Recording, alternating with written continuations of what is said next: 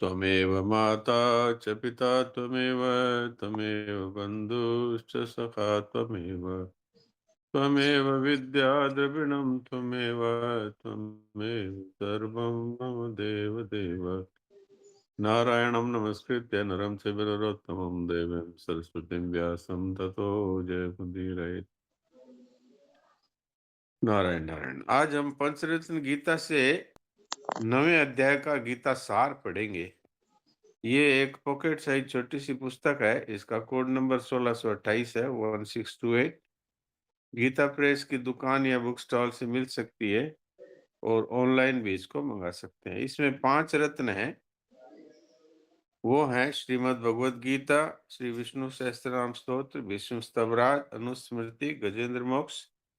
इसके अलावा इसमें श्रद्धेय स्वामी जी महाराज की नित्य स्तुति प्रार्थना है, वो अर्थ सहित दी हुई है।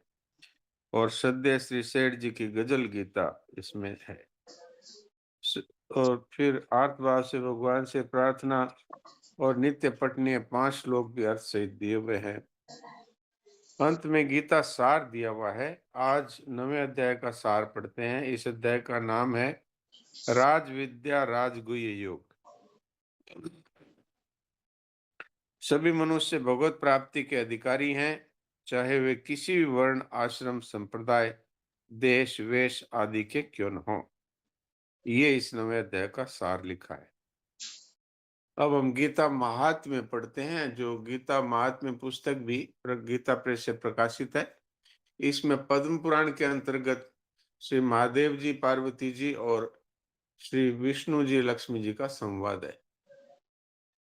महादेव जी कहते हैं, पार्वती अब मैं आदर पूर्वक 9वें अध्याय के महात्म्य का वर्णन करूंगा, तुम स्थिर होकर सुनो। नर्मदा के तट पर माहिष्मती नाम की एक नगरी है। वहां माधव नाम के एक ब्राह्मण रहते थे, जो वेद वेदांगों के ज्ञाता और समय समय पर आने वाले अतिथियों के प्रेमी थे। उन्होंने बहुत सा धन कमाकर एक महान यज्ञ का अनुष्ठान आरंभ किया।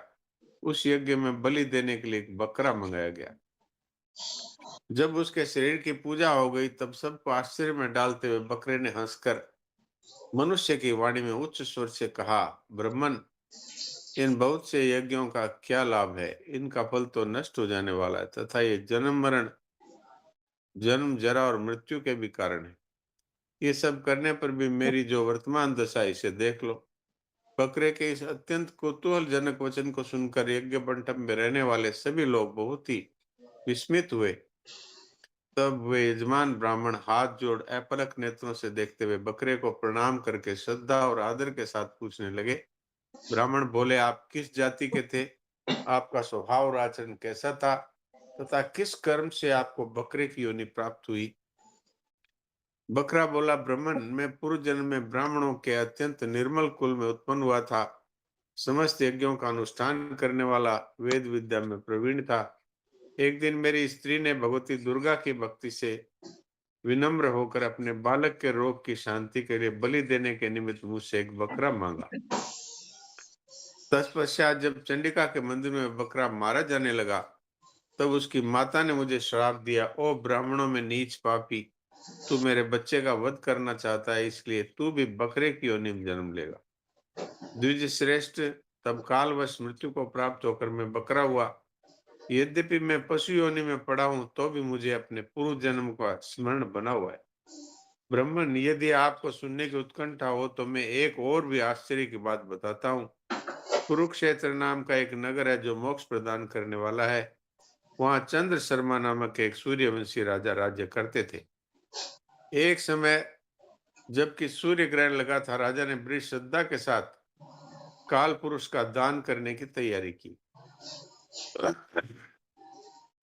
उन्होंने वेद वेदांगों के पारगामी एक विद्वान ब्राह्मण को बुलवाया और पुरोहित के साथ वे तीर्थ के पावन जल से स्नान करने चले। तीर्थ के पास पहुंचकर राजा ने स्नान किया और 2 वस्त्र धारण किए। फिर पवित्र एवं प्रसन्नचित्त होकर उन्होंने श्वेत चंदन लगाया और बगल में खड़े हुए पुरोहित का हाथ पकड़कर मनुष्यों से घिरे हुए अपने स्थान पर लौट आए। आने पर राजा ने यथोचित विधि से भक्ति पूर्वक ब्राह्मण को काल पुरुष का दान दिया। तब काल पुरुष का हृदय चीरकर उसमें से एक पापात्मा चांडाल प्रकट हुआ।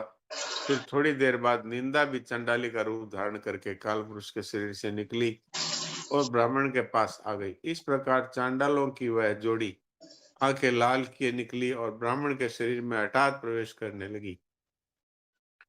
ब्राह्मण मन ही मन गीता के 9वें अध्याय का जप करते थे और राजा चुपचाप ये सब कौतुक देखने लगे। ब्राह्मण के अंतःकरण में भगवान गोविंद शयन करते थे, वे उन्हीं का ध्यान करने लगे।